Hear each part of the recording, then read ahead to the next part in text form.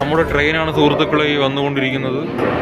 ഈ അടിപൊളി ട്രെയിനിലാണ് നമ്മൾ പോകാനായിട്ട് പോകുന്നത് എന്നാണ് തോന്നുന്നത്. ഡോറിങ്ങനെ തുറക്കാം, കണ്ണാടി, ഒരു മാറ്റമല്ല, എല്ലാം പഴയ പോലെ. ഒരു ഓട്ടയും 2 കാലുകളുടെ സാധനമുണ്ട്. ഇതിനകത്ത് ആരുമില്ല കമ്പനിക്ക്.